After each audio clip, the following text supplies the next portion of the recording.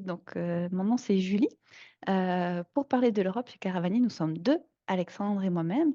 En ce moment, si vous appelez, Alexandre est hors du bureau. Donc, en ce moment, si vous appelez au bureau, ben, c'est à moi que vous allez parler. Je suis disponible le matin. Et puis, quand c'est à mon tour de ne pas être au bureau, ben, vous parlez que à Alexandre. Donc, voilà, vous avez toujours au moins un des deux au bureau. L'équipe chez Caravanier, je vous parle juste rapidement, puis alors ceux qui connaissent Caravanier depuis longtemps ou que je salue d'ailleurs, ou ceux qui ont assisté à une conférence déjà, ça va être un peu redondant, mais juste les premières minutes. D'ailleurs, j'en profite pour dire que en haut de votre écran ou en bas, selon comment vous le regardez, vous avez le Q&R, Q&R, questions-réponses. Ça, c'est pour ben, nous poser les questions, me poser les questions concernant le voyage. Puis vous avez l'onglet discuter ou chat ou ça dépend comment est configuré. Puis ça, c'est pour dire juste allô Julie. Voilà. Donc, n'hésitez pas à poser vos questions. Je vais soit répondre au fur et à mesure, soit les garder pour la fin. Ça va dépendre de comment ça se déroule, puis de la nature de la question. Caravanier a été fondé en 1998, donc ça commence à dater, par Richard et Suzanne, que vous voyez plutôt vers le milieu.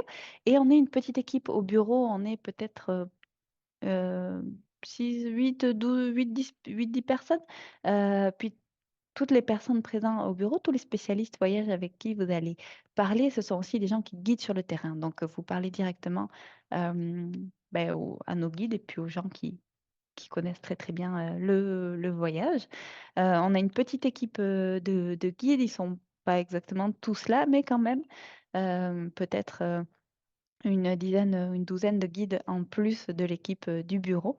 Donc, on est une petite agence, en fait, assez grosse quand même pour avoir une fréquence relativement régulière dans nos destinations, ce qui nous permet d'avoir des super bons contacts et de la confiance avec nos équipes sur place ou avec les gens avec qui on travaille sur place et que l'on croise, mais pas trop grosse pour pas les écœurer non plus à être là toutes les semaines.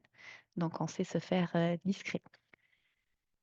Caravanier, on aimerait en fait que vous nous choisissiez parce qu'on fait bien les choses. Et quand je dis qu'on essaie de faire bien les choses, c'est que il y a plusieurs volets à ça. Moi, ce que je veux dire, c'est qu'on essaie déjà de faire les plus beaux voyages qu'on puisse faire, ceux qui nous feraient triper de faire, ceux qu'on conseillerait à nos proches, mettons qu'ils aiment la randonnée, puis qu'on leur conseillerait le meilleur voyage pour aller une fois dans une destination. Après, il y a des destinations où on revient, comme le Maroc, le Népal, le Pérou. On a plusieurs itinéraires, plusieurs voyages. Et donc, aller 2 fois au Pérou, aller 2 fois au Népal, on va pas du tout vivre la même chose.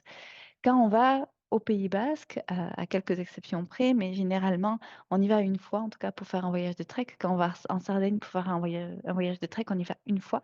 Donc, nous, on veut vraiment vous amener dans les endroits les plus beaux, puis de la meilleure manière qu'il soit. Donc, on va jamais prendre la voiture tous les jours pendant 1 heure ou 2 pour aller faire certaines randonnées. C'est pas ça notre but. Notre but, c'est justement d'oublier cette notion de véhicule quelque part, puis de faire le maximum à pied, autant que faire se peut, pour relier les randonnées ensemble. Euh, donc, on se concentre dans des petites régions qu'on explore à fond et bah, on choisit les plus belles régions. Puis ça prend du temps. Donc, on s'applique à tout ce qui est repérage et puis connaissance des destinations. On aimerait aussi que vous nous choisissiez parce qu'on essaie de prendre soin de notre planète. Alors, c'est un peu difficile à faire parce que nos voyages impliquent bah, de l'avion. Et donc, ça, c'est parmi le pire dans l'émission de gaz à effet de serre. Mais on compense, tout est compensé en fait depuis plus de 15 ans grâce à Via Planétaire que vous voyez ici. Et puis c'est imposé, c'est pas facultatif, c'est imposé à tous nos voyageurs. On est aussi très fiers membres du 1% pour la planète. Et Caravanier, le fondateur de Caravanier, sont à l'origine de l'installation, enfin de la création du 1% pour la planète Québec, qui est au sein de l'Aventure Écotourisme Québec, pour soutenir des projets locaux. Et puis, bien sûr, on applique les principes du Leave No Trace du programme Centras dans tous nos voyages. Ça, ce sont certaines des mesures, mais sur le terrain, on essaie vraiment de réduire, bien sûr, l'utilisation, la consommation d'eau en plastique. Bon, bref, on a plein de politiques. Et puis, euh,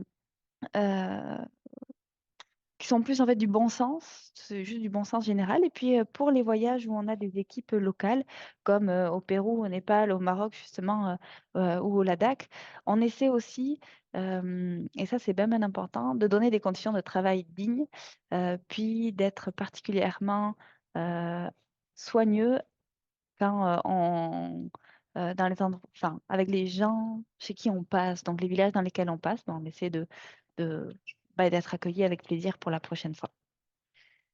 J'en dis pas plus, mais je pourrais faire toute une conférence là-dessus.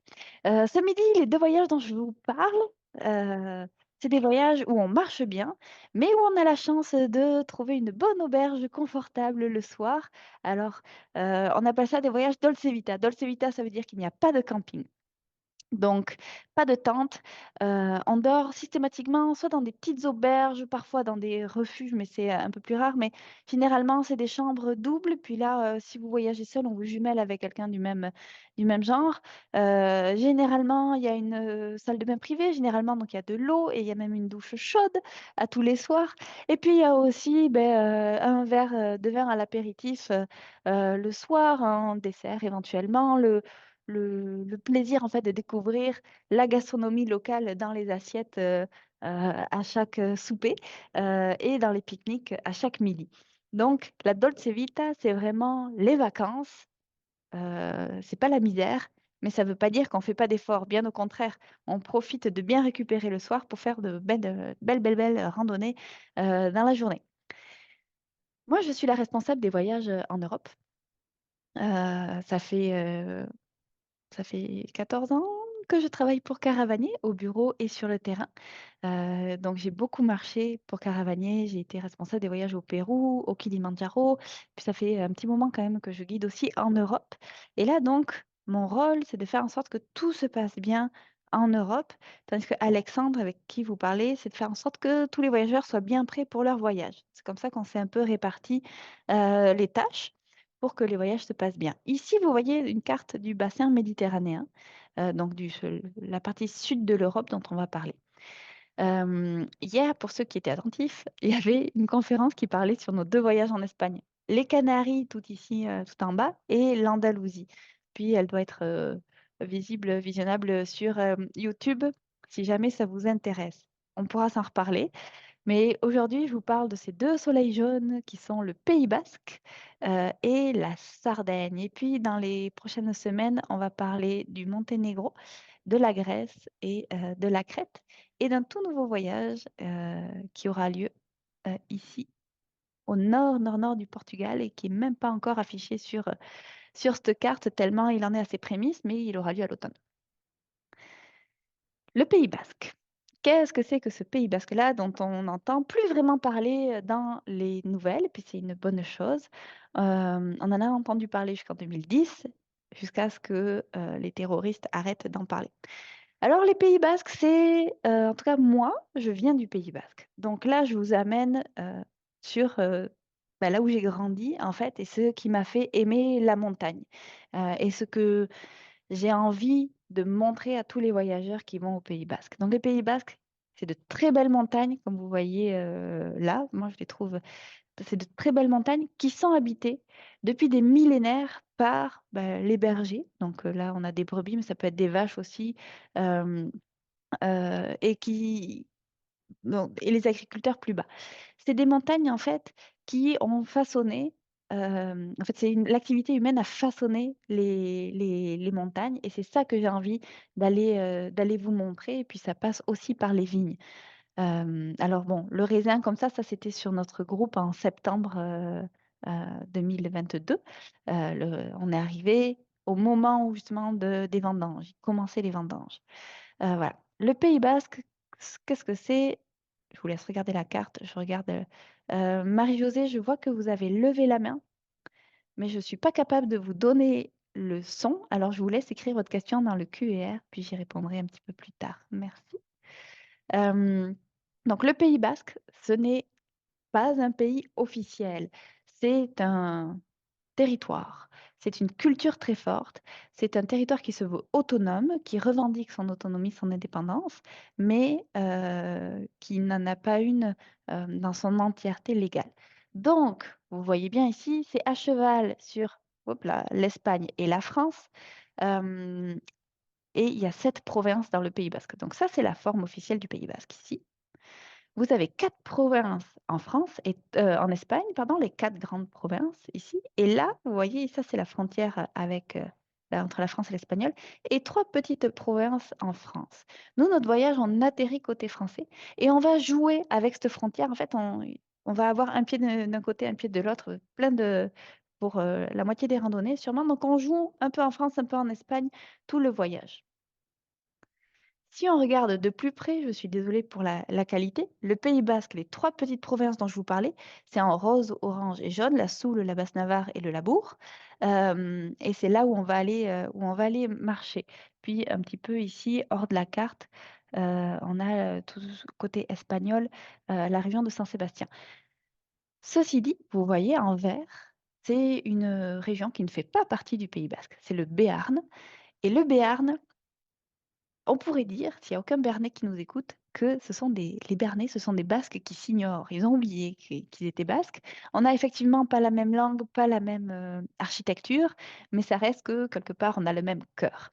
Et nous, on commence le voyage, on triche un peu. Donc, on atterrit à l'aéroport qui est ici, là, au bord de la côte, et on commence le voyage, en fait, dans cette vallée qui s'appelle la vallée d'Aspe, parce que c'est magnifique, parce que c'est une des plus tranquilles.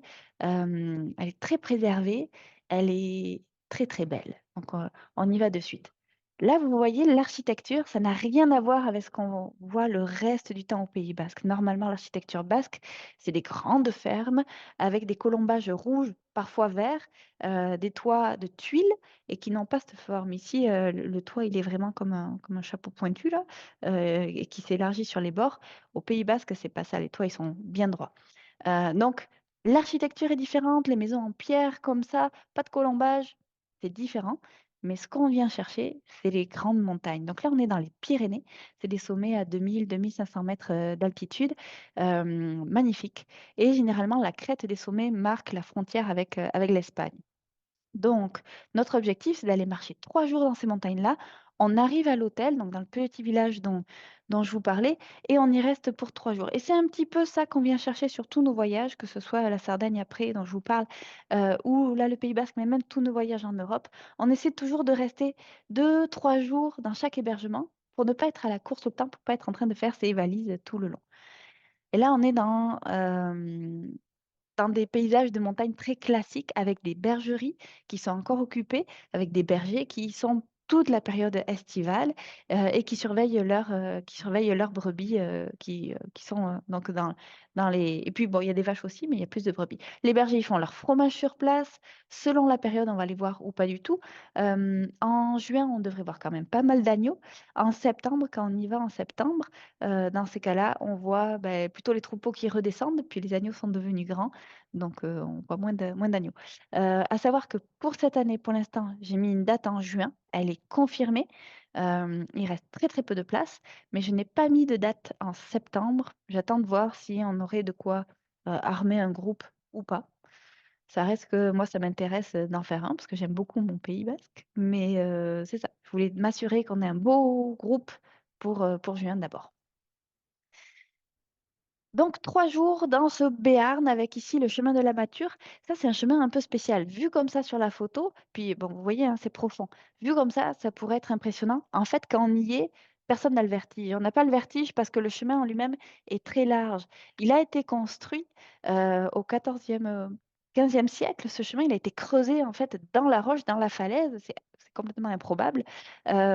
Pour que des bœufs puissent tirer des grands, grands arbres qui étaient destinés à devenir les mâts des bateaux pour aller, c'était le début de la colonisation des Amériques, donc les bateaux, il fallait des mâts, parce que c'était des bateaux à voile, hein. Euh, et donc, il y avait des forêts plus en haut, et avec des bœufs, ils tiraient les mâts et ils passaient donc là. Donc, imaginez deux bœufs, comme ça, côte à côte, en train de tirer un mât de 60 mètres ou de 30 mètres. C'était quand même assez impressionnant. Nous, on le fait, franchement, c'est c'est pas épeurant. Donc, si vous avez le vertige, de toute façon, c'est pas obligatoire, mais même sur place, ça va bien, n'ayez pas peur. Puis ensuite, on va à Saint-Jean-Pied-de-Port. Donc, dans ce voyage, on a plusieurs randonnées. Et là, j'aurais aimé vous remettre une carte, mais je ne l'ai pas sous la main. L'idée, en fait, de ce voyage, c'est de jouer avec les grands classiques, mais sans jamais tomber que dans les grands classiques. Donc, on va dans le Béarn et sur le Béarn, on marche certaines étapes du GR10. Le GR10, c'est le chemin de grande randonnée qui s'étire tout le long de la chaîne pyrénéenne, qui relie l'Atlantique à la Méditerranée. C'est un des plus connus en Europe et en France dans les sentiers de grande randonnée. Il fait 2 mois, 1 mois et demi, 2 mois si on veut faire la totale. Nous, on va en prendre quelques sentiers certaines journées. Donc, quand on est dans le Béarn, mais même un petit peu plus tard. On ne fait pas la totalité, ce n'est pas notre objectif. Euh, on va aussi marcher un tout petit peu sur le chemin de Compostelle. Et donc là, de ce que vous voyez là, c'est Saint-Jean-Pied-de-Port. Saint-Jean-Pied-de-Port, c'est une étape mythique du chemin de Compostelle. C'est une ville fortifiée qui est vraiment très préservée, enfin une ville, un gros village qui est très préservé. Donc là, et bon, oui, on voit la porte. Je vous la montre ici. Hop, la porte qu'on voyait, elle est complètement à gauche du pont et le pont passe encore dessus, c'est piéton. C'est très charmant, c'est très authentique. Il y a beaucoup de pèlerins parce que généralement, les gens soit finissent une partie de leur chemin de Compostelle à Saint-Jean-Pied-de-Port, puis ensuite ils reprennent le train, ils s'en vont, ou au contraire, ils arrivent à Saint-Jean-Pied-de-Port avant de traverser les Pyrénées, puis d'aller côté espagnol. Puis bon, il y a ceux qui ne s'arrêtent pas en chemin et qui continuent. Donc, il y a du monde. On y reste 2 nuits, un tout petit peu à l'écart pour être au calme, avec la possibilité d'aller se promener. Et on a là choisi d'aller euh, visiter les vignobles qui font la renommée de la région, donc le vin d'Irouléguy. Alors, encore une fois, selon la saison, on va déguster ou on va visiter et déguster. On va voir les vendanges, on va voir les chais. Ça va dépendre de la saison à laquelle on y va. Et on va marcher de village en village. On va prendre une journée, le fameux chemin de Compostelle. Encore une fois, on fait des petites variantes pour aller voir un berger, pour aller monter un sommet. Et on va arriver de Saint-Jean-Pied-de-Port, on va arriver comme ça à Roncevaux. Donc Roncevaux, c'est côté espagnol, Roncesvalles en espagnol. Puis là, l'idée, c'était de voir un petit peu cette vie pèlerine. Et puis le lendemain, hop, on s'en échappe et on repasse la frontière, on retourne dans une vallée française qui a une particularité. Puis là, on voit, je pense que, hop, j'ai une photo un petit peu plus loin. Donc ça, c'est vraiment comment on joue avec les crêtes et la frontière. Puis les chevaux libres, là, ça s'appelle des potiocs, le petit cheval basque, qui sont en liberté dans les montagnes. Puis voilà, donc la vallée dont je vous parlais, celle-là, elle a une particularité administrative, c'est-à-dire qu'elle est mi-française, mi-espagnole. C'est-à-dire que si vous naissez dans un village comme ça, là-bas, vous êtes français, par contre, c'est la poste espagnole qui vous délivre le courrier. Enfin bon, il y a quelques spécificités là-bas, ça s'appelle le pays Quint, parce que ça a été fait par un décret de Charles Quint. Donc on marche un petit peu dans l'histoire, vous voyez l'architecture, quand je vous disais que c'était différent de ce qu'on voyait dans le Béarn, là vous avez un village basque très typique. Un village basque très typique, ça ne peut pas se passer de son fronton. Donc ici, vous voyez, ça c'est le fronton. Là, c'était une partie endiablée de pelote basque. Et puis c'était les juniors qui jouaient. À 3 pistoles, je pense que vous avez un fronton aussi, si je dis pas de bêtises. Puis la pelote basque, ça se joue aussi dans des trinquets ou dans des murs à gauche ou dans des rails. Bref, il y a plusieurs type de bâtiment pour accueillir ça. Mais le fronton, dans un village, c'est un petit peu la place du village, c'est toujours en libre accès. Les gens y vont quand ils veulent. Alors parfois, il y a des parties officielles, puis bon, il faut laisser la place. Mais sinon, les enfants ou les grands-enfants, bien plus adultes que ça, en fait, ils vont jouer à la pelote. Ça fait partie, c'est vraiment le sport national de prédilection avec le rugby. Ça se joue à la mer nue, avec une balle spéciale, avec une pala, c'est comme une sorte de raquette en bois. Il y a des palettes à cuir, donc en cuir. Il y a plein de variantes. Et puis le plus connu, c'est peut-être la chistera. La chistera, c'est une sorte de grand gant en osier allongé. Et on fait rouler, on attrape la balle avec, on la fait rouler et on la renvoie. Ça fait des pointes de vitesse folles. Et c'est assez spectaculaire. Donc ça, pour ceux qui sont joueurs, prenez une paire d'espadrilles, histoire que vous puissiez aller jouer à la pelote. Ça fait partie de la culture, puis c'est le fun. Euh, c'est vraiment le fun. À l'école, par exemple, dans les activités sportives, à l'école, au secondaire, on joue pas vraiment au tennis, on joue à la pelote. Dans Voilà, c'est le fun. On a une journée, donc on va jouer, nous, on va marcher, de village en village, donc dans cette vallée des Aldudes, qui est connue au niveau agriculture, dans toute la France entière, voire même plus loin pour son élevage de cochons, qui est un petit peu particulier, mais ça, vous le verrez, sur place. Puis ensuite, on va prendre le train, puis ce train-là va nous amener à Bayonne. Et là, c'est une journée de pause parce qu'on a quand même une dizaine de jours de marche dans le voyage. Et là, c'est comme la petite pause entre 2 trains, on visite Bayonne, qui est une ville, absolument, charmante. On a un petit peu de temps libre et après, on reprend un autre train pour se rendre côté espagnol, en bord de mer. En fait, c'est l'océan Atlantique. Il est possible de se baigner. L'eau n'est jamais chaude, donc elle dépasse en juin, elle sera peut-être à entre 18 et 21 degrés. En septembre, elle sera entre 19 et 22 degrés. Donc ça joue pas grand-chose. L'eau n'est jamais chaude. Mettons que c'est vivifiant, mais elle est pas si froide non plus. C'est jouable. En termes de température sur l'ensemble du voyage, ça peut être assez variable. Normalement, moi, je m'attends à ce que, pour le départ de juin, à ce qu'il fasse, mettons, quand on est très haut en montagne, il devrait faire entre 15, peut-être 20 degrés maximum, en haut. Quand on est plus bas en montagne, autour de 20, peut-être même 25. Et quand on est en bord de mer, il devrait faire, entre 20 et 30 degrés, mais ça dépend des journées.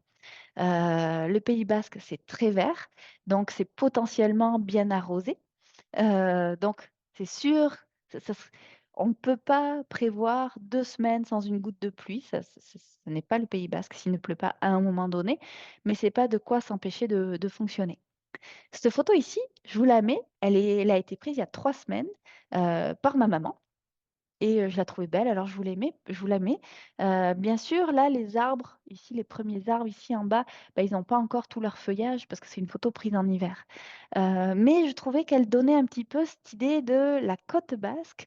Il y a plein de petites baies, ce sont des plages, quelques plages de galets ou parfois un petit peu de sable fin dans la partie, où nous on va aller marcher. Mais donc des falaises qui tombent dans l'océan Atlantique et comme ce velours vert qui est déposé sur les collines de bord de mer. Bah, moi je trouve ça très beau. Voilà, et donc les randonnées en bord de mer, comme ça. Les sentiers sont très bons au Pays basque. Ils sont bien tapés, ils sont bien entretenus. Il y a beaucoup de randonneurs. Nous, les chemins qu'on a choisis, c'est pas les chemins où il y a le plus de monde, mais c'est les chemins où ben, les gens du coin, les locaux, donc par exemple ma famille, ben, quand on veut aller se faire une randonnée, ben, on va y aller.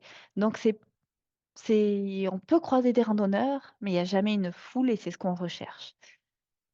Et donc, vous voyez, hein, même en bord de mer, il y a des chevaux en liberté. Ici, un poulain, puis ça a vraiment été un petit peu plus loin. Alors attention, je vous annonce que dans les critiques, dans les commentaires négatifs du voyage, le seul commentaire négatif, mais celui qui revient tout le temps, c'est qu'on mange trop. Et bien ça fait partie de la culture. On ne peut rien y faire. On mange beaucoup au Pays Basque et on mange très très bon. Et particulièrement dans nos voyages, parce qu'on aime bien quand même bien manger. En fait, euh, on pourrait analyser ça en disant que, en fait, on fait à manger, c'est une manière de dire aux gens qu'on les aime. Et donc, on mange très bien et beaucoup. C'est généreux, c'est savoureux. C'est comme ça qu'on envisage. Donc là, vous voyez bah, les pique-niques en bord de mer. On fait souvent des salades, on goûte la charcuterie locale parce qu'elle est super bonne, le fromage. Il y a toujours du pain, bon, une salade avec des légumes, des fruits, du chocolat. Ça dépend. Parfois même une petite bouteille de vin à table, enfin le midi, c'est le pique-nique, voire même un café, certains midis. On aime se gâter. Et le soir, ben, on se gâte aussi. Et voilà. Mais sachez que heureusement qu'on marche, parce qu'on mange beaucoup, mais personne ne va vous taper sur les doigts si vous ne finissez pas votre assiette. Euh, vous serez peut-être privé de dessert. Voilà. Bon, je ris avec ça, mais c'est pour dire que c'est vraiment ce qu'on appelle la dolce vita. C'est le plaisir dans tous les sens, quoi. des bonnes journées de marche. On marche environ 5, 6 heures, certaines journées un petit peu plus, certaines journées un peu moins. Côté espagnol, vous connaissez forcément en Espagne les tapas. Ceux-ci ne sont pas des tapas. Au Pays Basque, ça s'appelle les pinchos. Donc, la langue basque est une vraie langue. Ce n'est pas un dialecte, ce n'est pas un patois. C'est une vraie langue qui n'a pas de racines communes avec les langues anglo-saxonnes ni avec le français et les langues romaines. Ce sont des racines uniques, en fait, qui ne sont reliées à aucun groupe linguistique dans le monde. Et les linguistes, justement, cherchent encore. Donc, pinchos, avec un X, P-I-N-T-X-O, bah, c'est ça. C'est des tapas, mais la version basque. Côté, quand on va être en Espagne, donc on va être basé dans une petite ville espagnole de bord de mer qui s'appelle San Sébastien, euh, il y a des championnats de pinchos et ils sont extrêmement bons, extrêmement savoureux. J'arrête de parler de nourriture, ambiance d'un pique-nique, mais j'arrête vraiment de parler de nourriture. Ce qu'il faut retenir, donc, c'est que c'est un voyage Dolce Vita. On marche bien, mais on mange bien. On est dans des auberges sympathiques. C'est charmant. C'est assez traditionnel quand même. On ne vise pas le luxe. C'est pas mon objectif.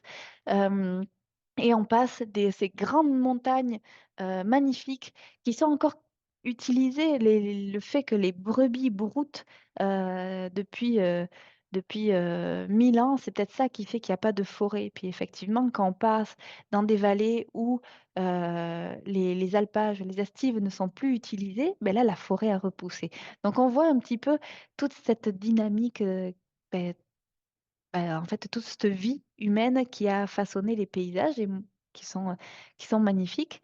Et puis donc, on passe de ces plutôt hauts sommets un peu calcaires et on descend comme ça par les collines tout doucement et les crêtes de village en village et on arrive en bord d'océan où on pourra se baigner. Il va faire beau, normalement, il va faire chaud, normalement, puis le groupe de juin est déjà confirmé et il reste pas beaucoup de place. Voilà. Donc ça, c'est pour le Pays Basque, les Pyrénées à l'océan Atlantique. Ah, ça y est, j'ai une première question. Vous avez vu, on ne porte que les sacs à dos de jour. Et pour le repas, il n'y a pas besoin d'apporter les gamelles, c'est fourni sur place. Puis ça, au pire, on s'en reparle. Dans tous nos voyages, on fait une rencontre pré-départ. Donc, vous me rencontrez, tout le groupe ensemble, histoire de faire connaissance, puis de répondre à toutes les petites questions sur le genre de bagage qu'il faut. J'en profite. Pour les 2 voyages dont on parle, le genre de bagage qu'il faut vraiment pas s'embêter. Vous avez besoin de votre sac à dos de randonnée, qui est votre sac de jour, qui est votre sac que vous mettez en cabine, et puis de un bagage idéalement à roulettes, parce qu'il y a des fois c'est plus facile, mais qui se transporte bien, qui ne soient pas des grosses valises, mais des moyennes, ça convient. Donc allez-y avec ce que vous avez déjà.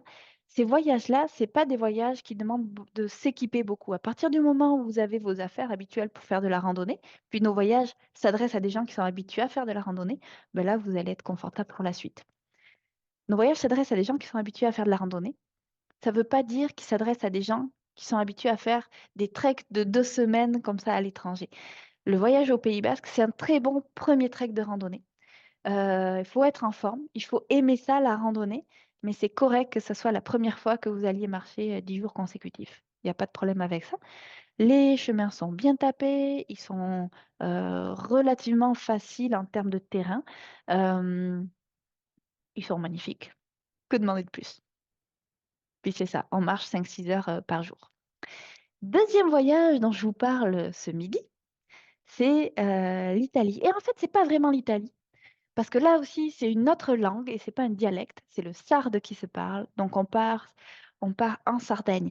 Si je vous remets ma carte de l'Europe ici, vous voyez dans les grandes îles méditerranéennes, la plus grande, quelle est la plus grande? Alors là, si on était en direct, c'est-à-dire en personne, là, parce que là, moi je vous vois pas. Vous me voyez, moi, je vous vois pas, je sais pas qui est là, puis je sais qu'il y a des gens qui vont les regarder en différé après. Mais si on était en direct, je vous dirais, ah ben là, celui qui a la bonne réponse gagne, je fais tirer un voyage. Quelle est la plus grande des îles? Et vous allez me dire, je vois que Marie-Josée veut répondre, mais je ne peux pas vous donner la parole. Donc, je suis désolée, je vais pas pouvoir faire tirer le voyage. La plus grande des îles, eh ben non, c'est pas la Sardaigne, c'est la Sicile. Mais la Sardaigne, c'est la deuxième. Et ensuite, on a la Corse en troisième position, puis la Crète. À noter que on a donc un voyage en Crète qui est vraiment, le voyage quelque part la référence, puis le voyage fondateur de tous nos voyages Dolce Vita. C'est notre voyage en Crète. Ça, j'en parle la semaine prochaine. Et puis donc là, on regarde le voyage en Sardaigne. Il faut savoir que la Sardaigne, c'est un peu ce que la Corse est à la France, c'est un peu ce que la Sicile est à l'Italie. Mais là, bon, ça marche aussi avec la Sardaigne. Et c'est ce que la Crète est à la Grèce. En fait, c'est comme la campagne et les gens de montagne. La Sardaigne, bon, c'est une île. Effectivement, bien sûr qu'il y a des bateaux, mais c'est pas du tout une île qui s'est développée sur son côté maritime. C'est pas des pêcheurs. La pêche est arrivée dans les années 60, donc ça fait très peu de temps, alors que c'est une île qui est occupée depuis 2000 ans. Il y a encore dans les petits villages reculés, vous savez, ces dames vêtues de deuil, donc tout en noir, à la peau burinée par le soleil, très traditionnelles. Elles habitent à vol d'oiseau à peut-être 10 kilomètres, 20 kilomètres de la mer. Elles n'ont jamais vu l'eau. Elles ne sont jamais allées à la plage.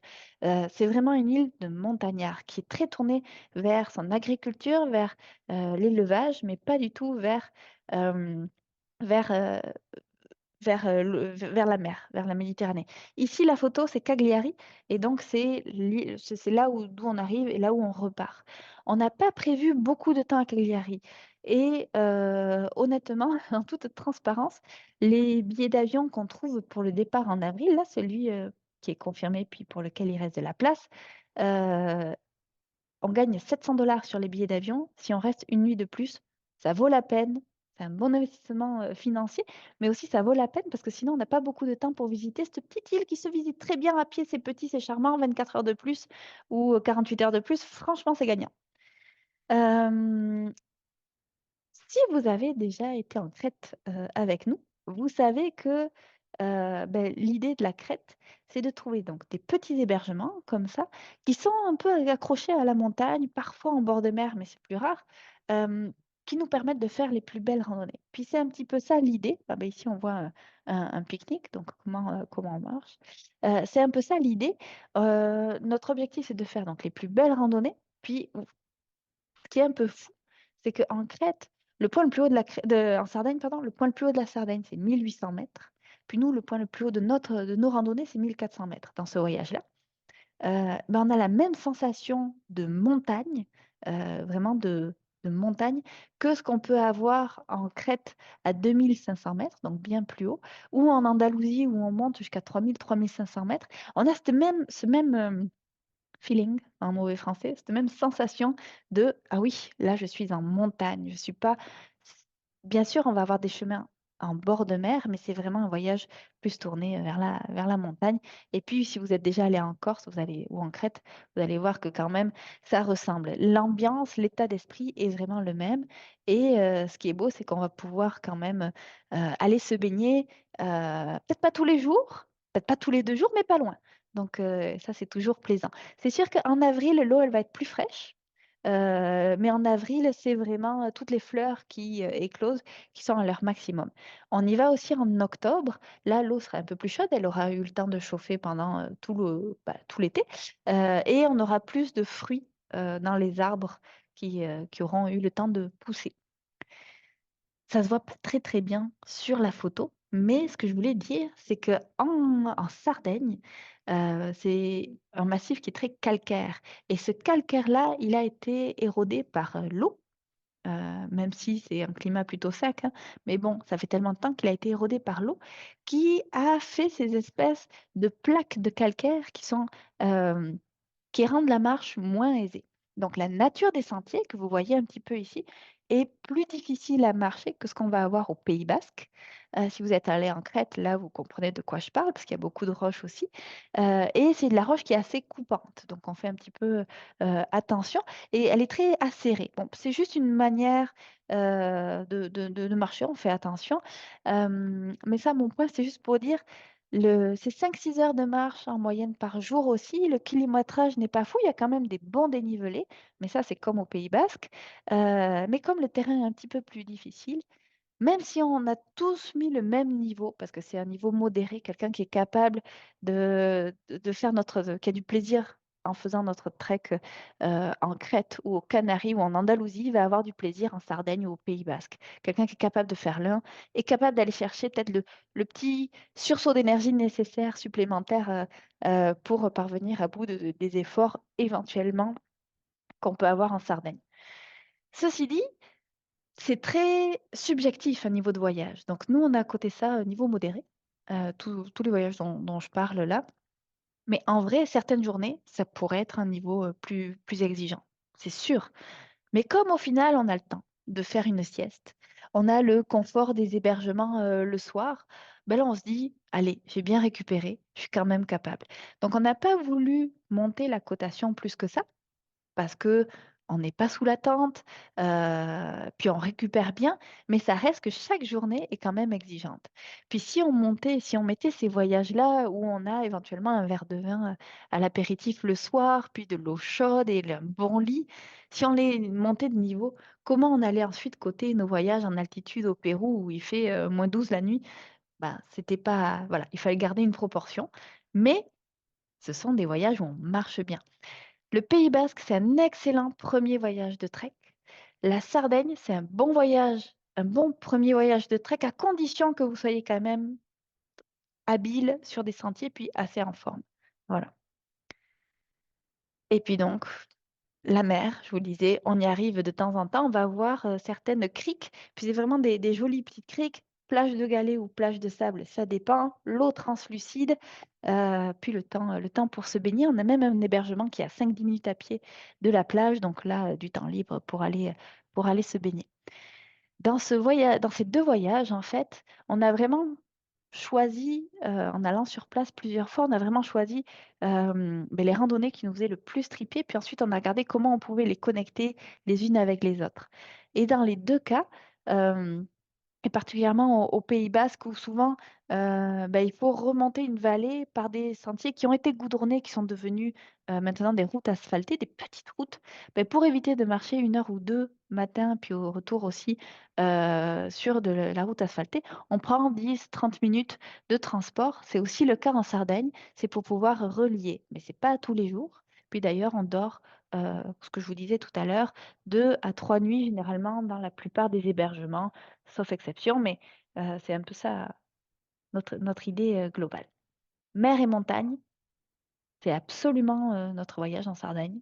Vous voyez la couleur de l'eau, vous voyez le sentier, celui-ci il est bien praticable. Euh, c'est ça notre idée. Ce que je voulais dire pour ces deux voyages, les guides, pour des raisons légales, en fait, on est obligé de travailler, obligé, c'est un mes grands mots, on travaille avec des guides locaux qui parlent français. Donc en Sardaigne, c'est Torre, un guide qui est passionnant, qui est formidable et super sympathique. Dès qu'on a un grand groupe, il va y avoir un deuxième guide avec lui, Paolo. Donc grand groupe, c'est à partir de 9 voyageurs. Et notre maximum, c'est 12 donc 5 à 12 voyageurs. Donc Torre et éventuellement Paolo qui se rajoute. Pour le Pays Basque, c'est mon cousin Antion qui va guider, à moins que ce soit son grand frère Pachi. Mais généralement, c'est Antion et en tout cas, ça sera lui pour le départ de juin. Donc on reste en famille, puis avec des gens qui guident pour Caravanier depuis en fait tous nos groupes Toré depuis, c'était 2-3 ans avant la pandémie. Et Antion, c'est depuis 2 ans qu'on a créé le voyage. Voilà. Donc, 13 jours de voyage pour l'un, 14 pour l'autre. Le départ est confirmé du 15 au 27 avril. Il reste de la place. Ça, c'est pour la Sardaigne. Et le départ est confirmé pour le Pays Basque le 9 juin. Et il reste quelques places aussi.